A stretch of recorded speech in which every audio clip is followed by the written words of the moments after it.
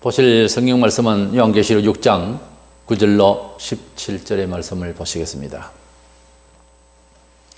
다섯째 인을 떼실 때에 내가 보니 하나님의 말씀과 그들이 가진 증거로 말미암아 죽임을 당한 영혼들이 제단 아래에 있어 큰 소리로 불러 이르되 거룩하고 참되신 대주제여 땅에 거하는 자들을 심판하여 우리 피를 갚아 주지 아니하시기를 어느 때까지 하시려 하나이까 하니 각각 그들에게 흰 두루마기를 주시며 이르시되 아직 잠시 동안 쉬되 그들의 동무종들과 형제들도 자기처럼 죽임을 당하여 그 수가 차기까지 하라 하시더라.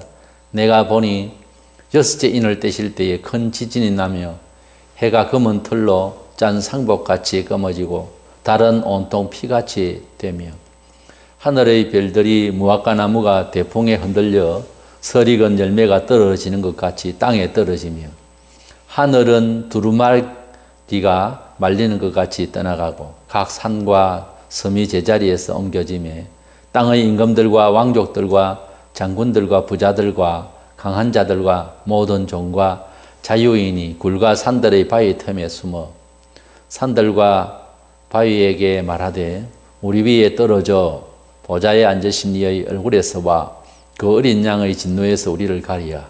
그들의 진노의 큰 날이 이르렀으니 누가 능히 서리요 하더라. 아멘.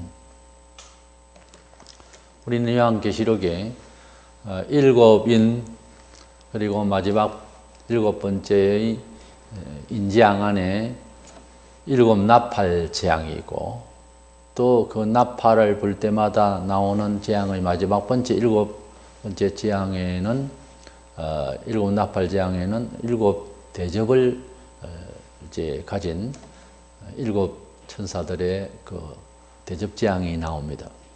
이래서 이 계시록에 있는 재앙의 7인 7나팔 일곱 대접 재앙의 내용은 그 순차대로 그렇게 강화되어 가면서 하나님의 심판이 이루어진다는 것을 볼 수 있고 또 그것은 영적인 의미 이전에 종말에 나타날 현상이라서 시사성이 있는 그런 우주적인 그런 사건으로 그런 하나님의 심판으로 봐야 할 것입니다. 우리는 앞서 첫째 인, 둘째 인, 셋째, 넷째 인 이 넷째 인의 지상에 일어나는 환란에 대해서 봤고 이제 다섯째 인부터는 하늘에 있는 이제 일들과 그 재앙들에 대해서 보게 되겠습니다. 이 예언의 흐름 순서상 보면은 이 지상에서 일어난 이 환란의 이 일이 이제 공중이라든지 전체까지 어떤 영향을 미쳐서 그런 것도 있을 수 있고요. 어쨌든 하나님께서 종말에 가면은 마치 아담과 하와가 범죄하고 난 뒤에 자신들이 살게 되는 땅을 치심에 엉겅퀴가 나고 생활이 어려워지는 지구촌이 만들어진 것과 같이 하나님께서 이 땅을 치시고 그리고 말세에 모든 것들을 형벌로 그렇게 환란을 일으키시는 것을 보게 됩니다.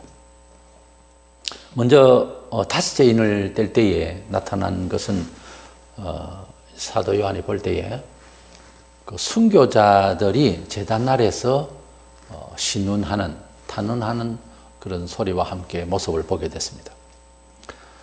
이것은 어떤 상징적인 의미 메시지일까 하는 겁니다. 지상에서 엄청난 환란이 일어나고 하는 이런 때에 이제 천상에서는 제단 아래 영혼들이 거기에 이제 하나님 앞에 탄원하는 이런 모습들을 이제 보게 되는데 이것은 마지막 시대에 가면은 세상 사람들이 악해질 뿐만 아니라 사탄의 영이 아주 많은 이제 기독교를 핍박하게 되는 이런 구조적인 또는 생활이나 여러 가지 괴롭힐 적에 성도들이 바르게 살려고 그러고 예수 믿고 살려고 하는 이런 상황에 대한 이제 핍박이 있기 때문에 아무래도 그 핍박은 사회가 완악해질 때 더 심합니다.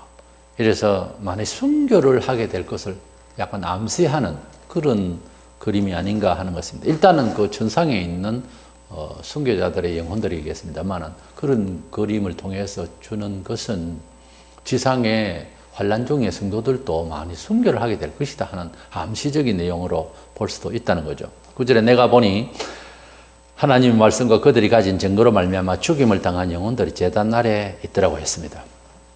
제단은 제물을 바치는 단인데 이들은 하나님의 나라를 위해서 복음을 전가하고 구약에서부터 많은 사람들이 하나님의 섭리를 바라보면서 메시아를 전가하고 또 이스라엘 회개를 촉구하고 공의를 위해서 일하고 하는 많은 메신저들이 죽임을 당하고 또 예수님 오시고 난 뒤에 진리를 위해서 복음을 전파하다가 조금 많은 영혼들이 있습니다. 이들이 다 하나님의 나라의 건설을 위해서 하나님의 나라를 위해서 제물이 된 거죠, 다들. 그래서 순교를 했고, 그래서 이들이 하나님의 나라를 위해서 꼭 이제 핍박을 받고 직접적으로 죽임을 당하지 않아도 주님의 나라를 위해서, 교회를 위해서 또 하나님의 나라를 보이기 위한 사회의 열심을 위해서 산 순교자들도 많습니다. 그냥 뭐 예수 믿고 소위 그 은혜를 받고 그냥 살다가 죽는 사람이 있는가 하면 하나님의 사람으로서 평신도지만은 열심을 다해서 교회 안에서 공동체 안에서 본이 되고 항상 겸손하고 남에게 해를 끼치지 않기 위해서 자세부터 함께 앉아 있을 때부터도 어디에 가나 오가는 사이에도 항상 남을 위하고 그게 다 주를 위해서 순교적 생활이에요. 기본적으로 잘 살아가는 인간의 태도이기도 하지만 때로는 나 자신의 관리를 넘어서서 타인을 위하여 수고하고 안내하고 내 자신의 모든 것들을 내려놓고 희생하는 것이 다 사실은 순교적 신앙입니다. 원칙적으로 성경적으로 보면은 순교적 신앙이에요. 기독교 신앙은. 그래서 이런 사람들이 죽어서 그 제단 밑에 있더라 하는 것은 하나님의 나라의 건설을 위하여 희생 제물들이 되었더라는 것이죠. 그렇게 살라고 하는 거죠. 말세가 되어서 이 제단 아래에 있다고 하는 것은 우리가 하는 나라 위해서 산다고 하는 것은 직접적으로 복음을 위해서 수고하는 전도자 또는 선교사 또는 목사, 교회 중직자들 직접 나서서 이렇게 일선에서 일하는 사람만이 아닙니다. 바울은 디모데후서 4장 6절에 보면 전제와 같이 내가 벌써 부어지고 나의 떠날 시각이 가까웠도다 그런 말을 했습니다. 전제와 같이 내가 벌써 부어지고 바울은 제물이 되는 복음을 위한 제물이죠. 구원을 위한 제물은 예수님이시고 그래서 전제와 같이 벌써 나는 부어지고 죽을 각오로 복음을 전했습니다. 우리가 복음을 위해서 사는 평신도 입장에서도 죽음을 놓고 믿는 것이냐 아니면은 우리가 소위 종교 문화적인 입장에서 어느 정도로 그렇게 하면서 사는 형식이냐 하는 건데 원칙적으로는 목숨 걸고 믿는 겁니다. 왜냐하면은 진리는 그 안에서 살다가 죽으면 살게 하시는 하나님을 믿기 때문입니다. 마치 아브라함이 이삭을 죽인다고 하는 확실한 마음이 있으면서도 또 살리시는 하나님을 믿었다고 하듯이 이게 우리 보통 사람들의 정서상은 이해가 안 되는데 우리 영감이 충만해지면 아브라함의 심정을 공유할 수 있어요. 지금 아들을 바치려 하니까 제물로 드리기는 것은 분명합니다. 그런데 그러면서도 살리시는 하나님을 믿는다고 하는 것은 시험 삼아 해보는 것은 아니고요. 그런 단계가 있어요. 바로 그런 정신세계가 믿음의 세계예요. 복음을 위해서 순교적으로 산다. 복음을 위해서 산다고 하는 말은 십자가 정신으로 산다는 말 그런 말입니다. 십자가를 진다니까 무조건 손해만 보고 그 다음은 서글프고 인내해야 되고 그런 뜻이 아니라 십자가를 지실 때 죽음이 당도했을 때 주님은 그 앞에 나타나는 영광을 바라보면서 십자가를 지시했거든요. 그러니까 이런 상업적인 것은 아니지만 투자를 할 때는 그 가치를 바라보면서 투자하잖아요. 아무렇게나 돈을 쓸 수는 없잖아요. 그와 같이 우리 몸이 그리스도의 교훈대로 하나님의 말씀대로 살려고 할 때는 반드시 승리하는 법에 대한 하나님의 언약, 약속에 대해서 믿고 그렇게 헌신하는 겁니다. 헌신은 아프고 괴롭고 고독하고 그렇게 되지만은 그러나 승리가 있기 때문에 참는 거죠. 본문 10절에 땅에 거하는 자들을 심판하여 우리 피를 갚아주지 아니하시기를 어느 때까지 하시려나이까, 이렇게 호소를 하고 있는 장면이 나오는데, 이 제단 아래에 있는 영혼들이 한둘이 아니고 많은 영혼들이 이렇게 우리 피를 언제 갚아줍니까? 우리가 이렇게 당하고 죽었는데 언제 이 악한 자들을 갚아줍니까? 이렇게 읽히기 쉬운데요. 그러나 어떻게 이 순교자들이 그렇게 이제 원망을 할까, 이렇게 이해되는 이 번역의 문제가 있고요. 또 핍박이라도 받아봤습니까? 받아보면 그렇게 안 읽혀집니다. 그러니까 성경은 항상 고난과 어려움, 주님이 목마르시다 했는데 정말 예수님을 위해 전도하고 이리저리 바쁘다 보면 물도 못 마시고 목이 타는 경우가 가끔 있어요. 그때 알아요. 경험을 하지 않으면 성경이 입체적으로 이해되기는 어려워요, 원래. 핍박을 받아봤습니까?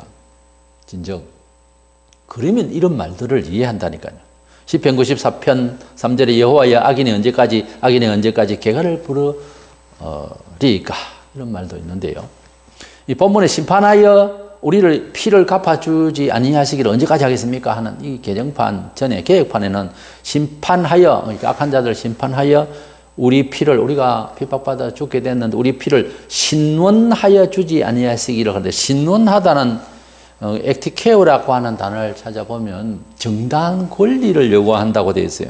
그러니까 하나님 공의로운 당연한 심판의 때가 언제입니까? 이런 뜻이지, 뭐 악의를 품고 말이죠, 아직까지 성령으로 참 회복되지 못했던 시절의 그 복음서 시절의 사도들처럼 주여 뭐 저 말도 안 듣는데 벼락을 치시지요, 뭐 이런 식의 그런 악담이 아니고, 순교자가 저게 악담을 가진 만큼 하면서 순교했겠어요? 그게 아니고 하나님의 의로운 판단은 언제까지 이제 유보가 되고 있고 속히 안 하십니까 하는 그런 뜻이, 이것은 복음에 대한 충실성, 의에 대한 사모함, 하나님의 거룩한 역사가 언제라도 속히 일어나기를 원하는 하나님의 의에 대한 영광스러움을 찬미하는 거예요, 사실은.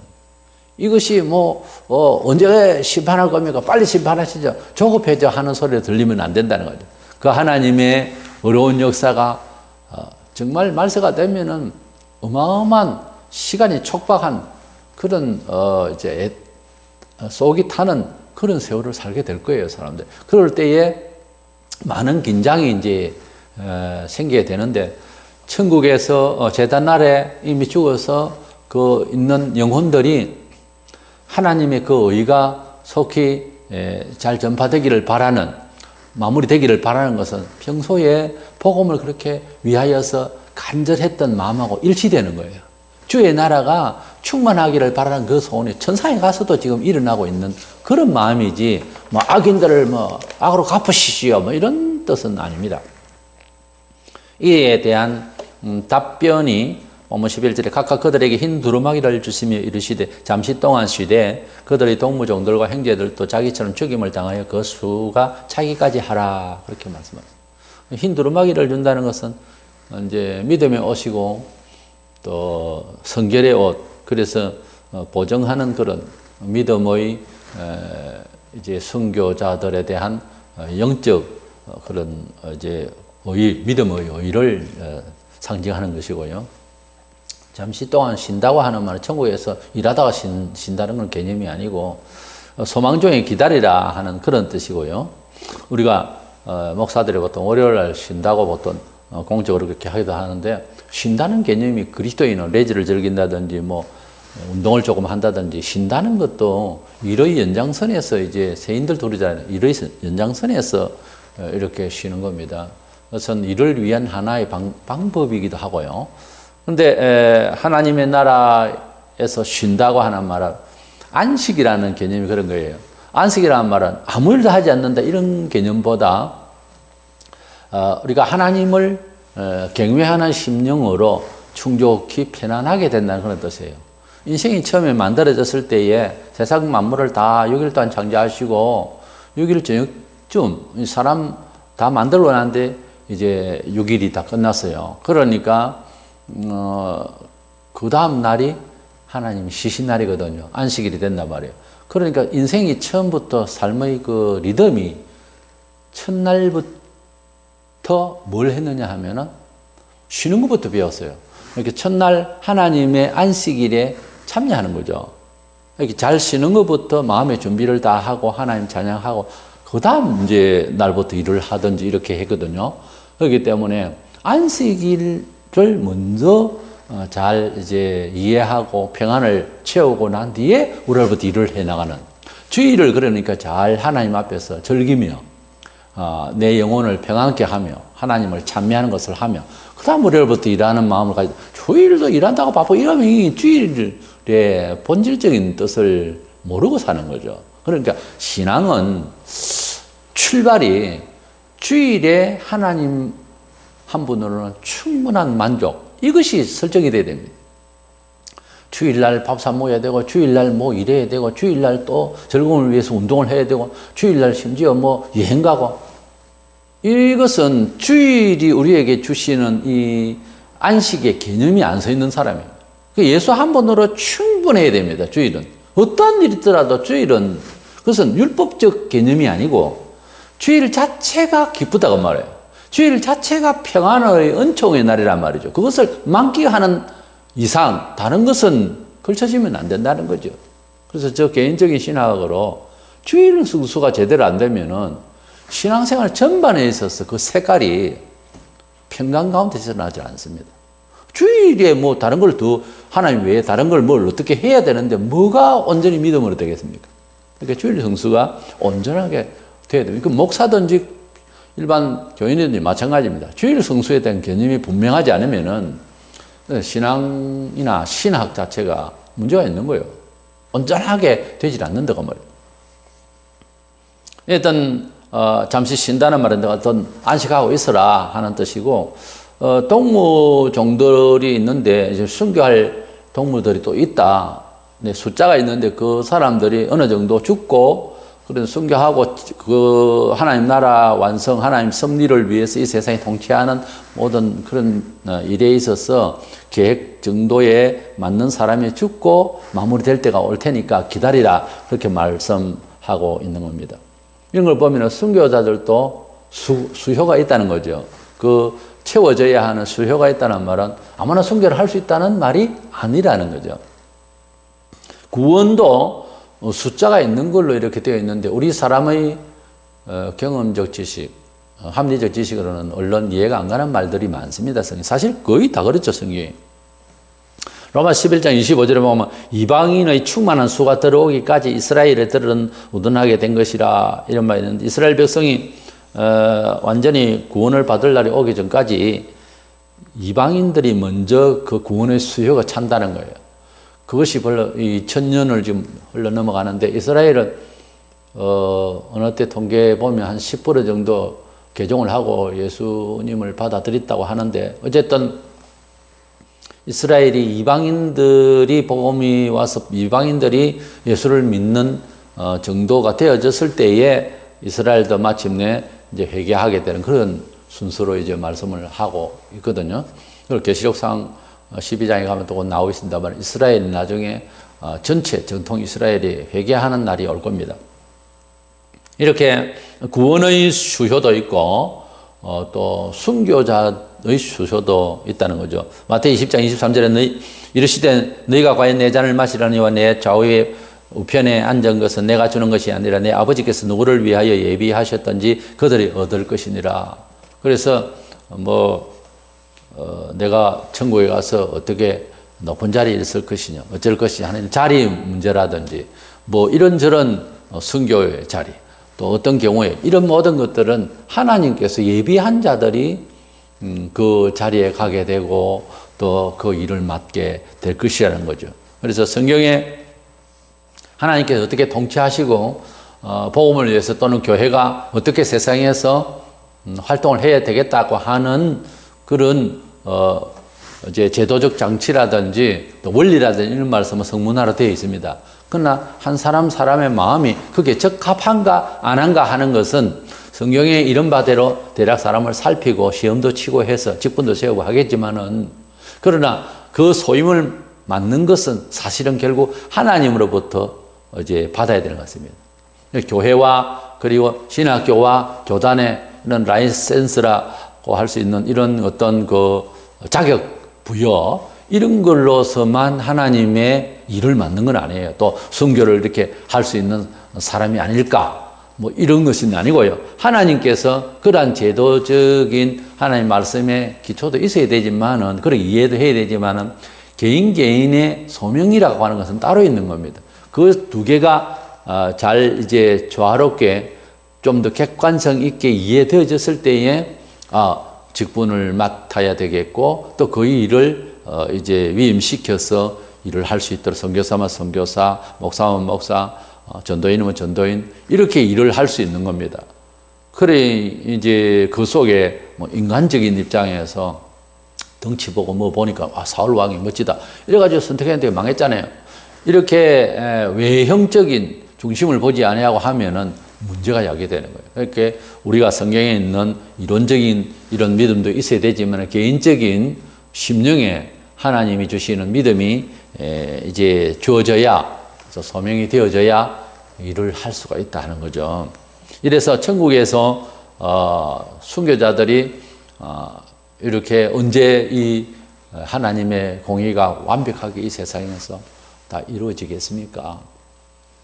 할 때에 동무들도 이제 많이 순교해야 되는 수요가 있으니까 아직 기다리라, 안식하고 기다리고 있으라 하는 말씀을 주신 가운데서 구원의 수효도 생각을 해봤습니다. 이렇게 성경에 있으니까 수효가 있는 거예요. 그래서 우리가 하나님의 나라의 복음을 모두 다 믿었으면 좋겠다 하는 그런 소망은 있지만은, 이 구원, 영생 또는 심판, 이것이 하나님의 소관이었거든요. 그렇지 않습니까? 우리가 하나님 이런 사람 구원시켜 주세요, 저 사람은 구원시키지 마세요, 이럴 지금 입장이 아니잖아요. 그래서 복음을 전하니까 구원을 받을 사람으로 정해진 사람은 믿더라 하는 사도행전 13장 48절에 그런 말씀이 나와요. 복음을 전했는데 분명히 똑같은 마음으로 똑같은 상황에서 전해도 믿어지는 사람이 있는가 하면은 아무래도 안 믿어지는 사람도 있더라는 거죠. 쉬운 이야기입니다. 12사도가 같이 동거를 했어요. 근데 가룟 유다는 3년 동안 보고 감동받고 할 일이 다 있어도 안 믿어지잖아요. 내 예수가 나의 선생이다 이렇게만 했지 구주로는 안 믿어지는 거예요, 말하자면. 그러니까 낙심을 하는 거예요. 낙심하는 사람도 인간적으로는 안타깝죠. 좌절하고 자살하고. 근데 냉정하게 뒤다 보면은 안 믿었다는 데 대해서는 어떻게 동정을 할 수가 없는 부분이잖아요. 엄격히 말해서 믿어지고 안 믿어지고 그렇습니다. 그래서 가룟 유다는 안 믿은 거예요. 안 믿었기 때문에 좌절을 하는 거죠. 근데 죽을 때 한쪽 강도는 믿었잖아요. 그럼 믿으라고 하는 종교이지, 예수 앞에 와서 뭐 자기를 돌보고 그래서 나 같은 놈은 죽어야 돼, 그래서 자기라고 그걸 하나님이 이뻐하지 않습니다. 어차피 인간은 방법도 없고 제대로 된 게 없어요. 그러니까 처음부터 이 사람이 이거 존재가 별거 아니다 하는 것을 아예 자포자기하고 하나님의 그 사랑을 먼저 받을 줄 알아야 돼요. 내가 뭐 해결하려고 그러고 해결은 하나님이 하시거든요. 그러니까 안 믿은 것은 죄가 되는 거예요. 믿으라고 하나님은 한 분밖에 없는 독자 아들을 죽이시기까지 우리를 봐주려고, 방법이 없으니까 의외에는. 그래야 되는데 그것까지 안 믿는다고 하는 것은 분노할 일이거든요. 그러면 자식 죽인 거 뭐 허당이지 않습니까? 그렇기 때문에 믿으라는 거예요. 제일 큰 죄가 불신입니다. 사람 사이에서도요, 신뢰라고 하는 것, 이거 얼마나 중요합니까? 불신하면 기분 되게 나쁩니다. 자식이 부모를 불신하고 눈치 살살 보고, 이건 말이 안 되는 이야기거든요. 그러면 안 돼. 어느 정도의 뭐 영특하게 이해하고 그건 모르지만, 뭐 양심을 뭐 이렇게 불안해하고 눈치 보고, 이건 할 짓이 아니에요, 자식 어려서. 그래서 하나님을 눈치 보고, 이 말이 되는 겁니까? 그 눈치 딱 보니까 뭐 불안하고 그래서 죽었다는 거 아닙니까? 가룟 유다가. 그게 불신인 거예요. 동정할 걸 동정해. 동정하면 안 됩니다. 그걸 닮을 겁니까?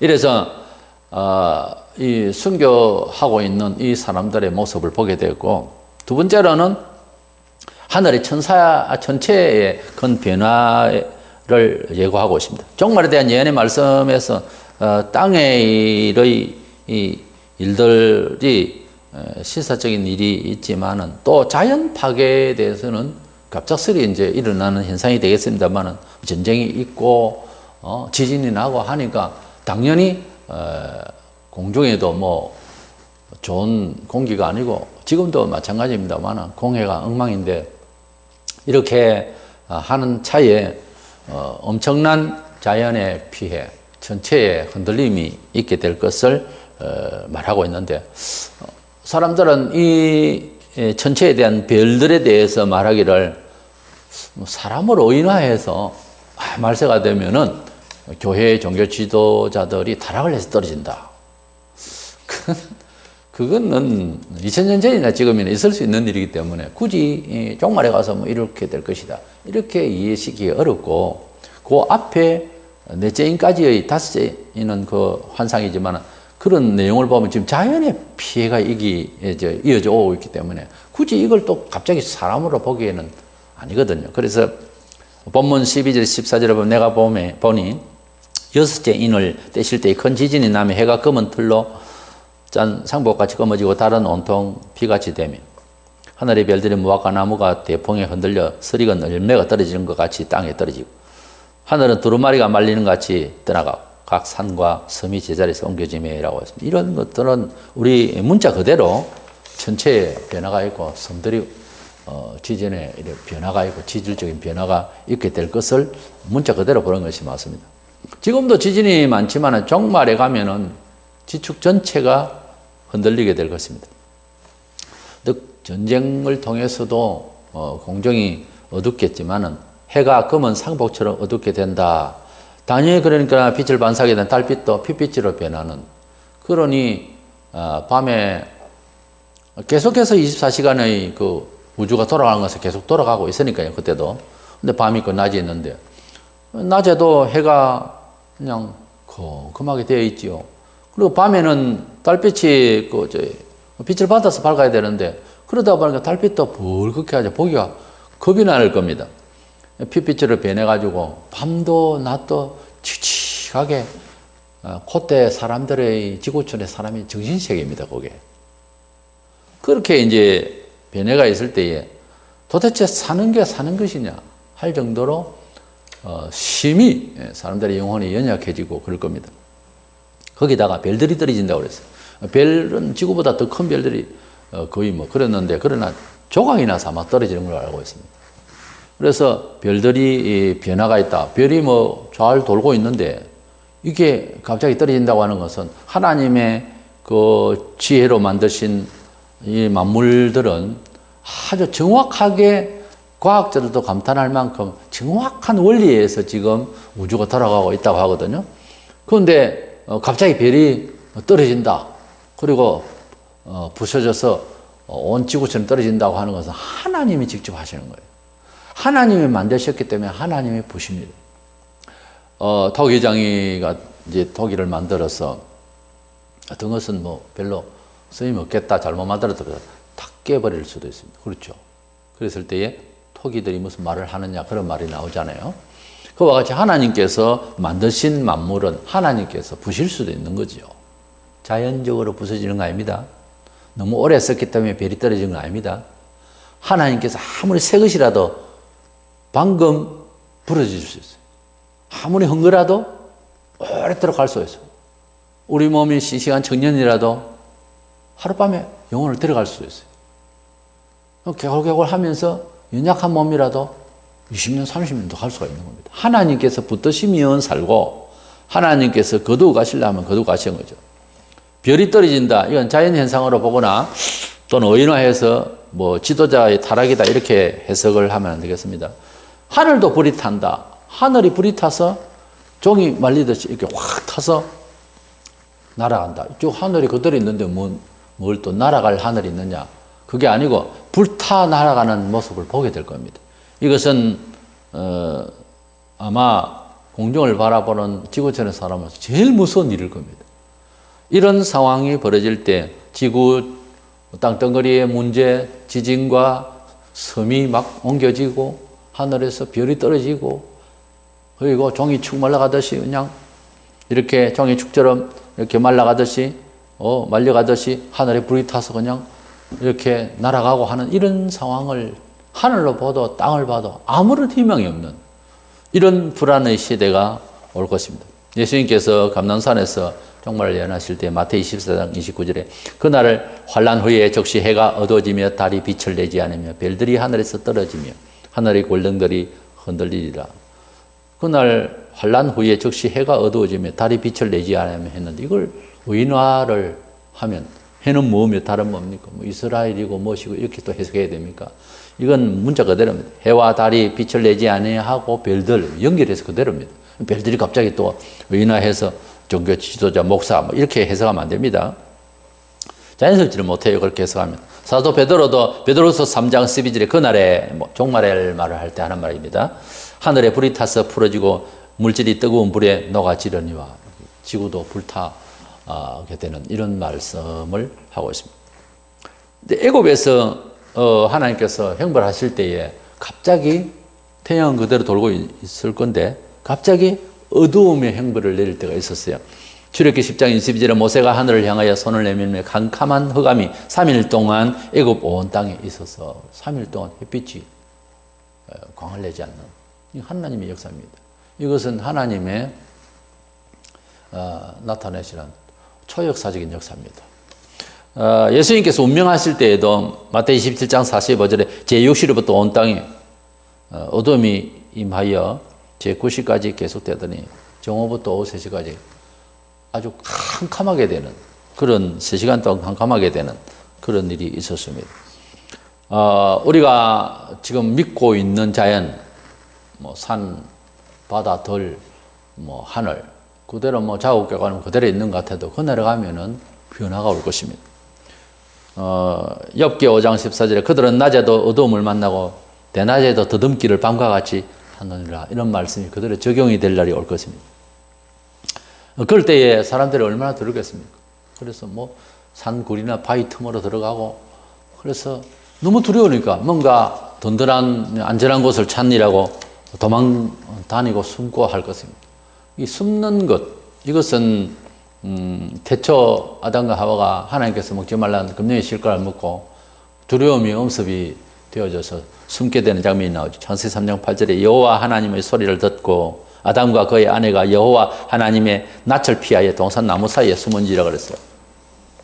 이 숨는 것, 자연을 의지해서 숨는 것, 이것은 범죄 후에 하나님의 뜻을 벗어난 후에 나타난 두려움을 그 공포를 이기려고 하는 태도인데 이것이 마지막 때가 되면은 하나님 없다 하던 세상 사람들도 아마 그제서는 두렵다, 신이 있는가 보다 라고 생각을 하게 될지 모릅니다. 그래서 산굴이나 이런 데서 피신을 하려고 하게 될 텐데 본문 15절 17절에 땅의 임금들과 왕족들과 장군들과 부자들과 강한 자들과 모든 종과 자유인이 굴과 산들의 바위 틈에 숨어 산들과 바위에게 말하되 우리 위에 떨어져 보좌에 앉으신 이의 얼굴에서와 그 어린 양의 진노의 소리를 가리라.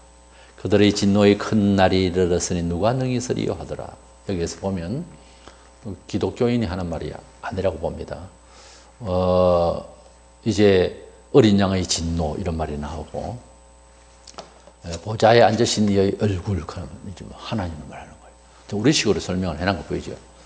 이 진노, 이 무서운 진노에서 우리를 가리라 하면서 이제 자연을 의지하고 그렇게 굴에 들어가고 바위에 들어가고 그래서 숨고 하는 이런 일이 생기게 될 것입니다. 이런 무서운 천체와 자연의 변화에 세상 끝에 일어날 일들에 대한 내용이 있을 때 제일 안타까운 것은 회개를 해야 되는데 그렇게 돼도 회개가 안 된다는 거예요. 놀라운 겁니다. 그 회개의 은총을 받는 사람은 조금만 건드려도 회개를 해요. 근데 회개의 은혜를 미루는 사람들은 매를 맞아도 맨지도 모르고요. 근거를 해도 아픈 마음으로 안 받고요. 너무 강해져 버려요. 너무 사람이 영혼이 강하면 손해를 입습니다. 항상 영혼은 부드러워야 됩니다. 오바댜 1장 4절에 네가 독수리처럼 높이 오르며 별 사이에 깃들지라도 내가 거기서 너를 끌어내리리라. 이거 말씀이네요. 별에 별 날아가고 어디 말세가 돼가지고 또 그곳에 가서 살려고 준비하는 사람들도 많이 있는 줄 압니다. 돈 많은 사람들. 그래가 위성 타고 어디 올라가. 그거 안 됩니다. 별을 하나님 지으셨는데 별을 이제 지구로 떨어뜨리고 하는 그런 파괴를 하시는데 뭘 또 별에 또 숨어요. 시편 139편 8절에 내가 하늘에 올라갈지라도 거기 계시며 서울에 내 자리를 펼지라도 거기 계시니이다 그랬어요. 어디에 숨든지 하나님께서 끄집어내고 내리고 끄집어 올리고 안 됩니다. 바다에 들어가도 안 되고 어디 가도 숨어도 안 되는 겁니다. 우리의 진정 피할 곳은 세상의 힘이나 권력이나 세상의 환경이 아니라 영원하신 하나님의 그 품에 안겨야 됩니다. 그게 정신적으로 어떤 뜻인가? 영원한 것. 하나님의 말씀 안에서 자신을 의탁하고 안주해야 된다 그 말이에요. 삶을 지금 우리가 살아갈 때 방식 자체가 큰 집이 있으면 큰 예배당에 가면 구원이 있는가? 이 생각이 잘못된 거예요. 큰 집에 살면 부자 아니에요. 행복할 것 같습니까? 그러면 돈 많은 사람 무조건 하고 자살 안 해야 되고 늘 행복해야 되는데 그래요 지금 사회가? 아니지 않습니까? 시편 46편 1절로 3절 하나님은 우리의 피난처시요 힘이시니 환난 중에 만날 큰 도움이시라. 그러므로 땅이 변하든지 산이 흔들려 바다 가운데 빠지든지 바닷물이 솟아나고 뛰놀든지 그것이 넘치므로 산이 흔들릴지라도 우리는 두려워하지 아니하리로다. 셀라. 시편 121편 1절 2절에 내가 산을 향하여 눈을 들리라. 나의 도움이 어디서 올까? 나의 도움은 천지를 지으신 여호와께서로다. 우리가 이 세상 살면서 그렇다 하면서도 얼마나 이 세상의 힘을 의존하고 그리고 이 세상의 힘을 가진 사람을 부러워합니까? 바라볼 때마다 나는 약해 상대적으로 싫어. 그것은 하나님의 백성이 가지고 있는 정서가 아닙니다. 제발 그런 마음으로 살면 가령 우리 시대에 이런 환란이 온다면 못 참아낼 겁니다. 그러면 하나님이 우리의 피난처가 되시고 하나님이 우리의 보호처가 되시기를 원합니다. 에스겔서 7장 19절에 그들이 그 은을 거리에 던지며 그 금을 오물같이 여기리니 이는 여호와의 내가 진노를 내리는 날에 그들의 은과 금이 능히 그들을 건지지 못하며 능히 그 심령을 족하게 하거나 그 창자를 채우지 못하고 오직 죄악의 걸림돌이 됨이로다. 물질을 믿고 세상 세력을 믿고 특별히 돈을 믿고 돈이면 뭐가 안 되겠느냐. 이 환란이 와도 돈 주면은 위성 타고 가든지 돈을 주면 굴 파서 들어가고 돈이면 안 됩니다. 은과 금이 능히 그들을 건지 못하고 오히려 걸림돌이 될 것이다. 이렇게 말씀하셨는데도 우리는 세상의 힘에 의존해서 항상 평소에 돈이 좀 많으면 마음이 편안하고 이 목사도 그래요. 호주머니 지갑에 돈을 조금 넣고 나가는 거 하고 아무것도 없이 믿음으로 나가는 거 하고 어느 쪽이냐? 아무것도 없이 나가는 사람이 되면 긴장이 좀 됩니다. 그러니까 기도를 더 많이 하게 되어 있어요. 이제 돈을 조금 여유롭게 가지고 여행을 하던 저를 가잖아요. 긴장이 안 됩니다. 왜? 돈을 믿거든. 돈의 효력을 믿는다. 이거 고쳐야 되는 거예요. 그래서 사도들, 예수님은 물론이지만 사도들이 보면 돈을 축적한 일이 없어요. 항상 보면은 때마다 잘 먹는 것도 아니겠고요. 좀 초조한 모습이에요, 사실 생활들이. 근데 인류 역사에 보면은 부유하다 타락했거든요. 내 타락하게 해서 부유하겠다. 그렇게 마음먹은 사람 없습니다. 그 열심히 살려고 하고 부유해야 되죠. 근데 갖다 놓으면 타락을 하는 거예요, 또. 그러니까 물질이 사람을 어떻게 운용을 하든가 하는 것을 우리가 경험했으니까 이 물질을 믿고 말세를 대체한다. 이 말이 안 되는 거예요. 돈이 많으면 말세를 이긴다. 돈이 많아서 별을 하나 사서 그어서 살아보세요. 되는가?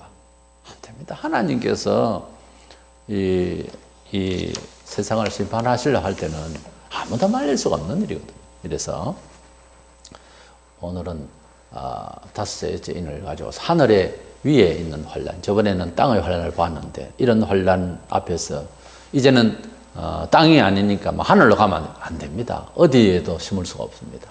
아무쪼록 하나님이 우리 일상에서 우리의 피난처가 되는 그런 믿음의 생활의 정서가 계속 되기를 원합니다.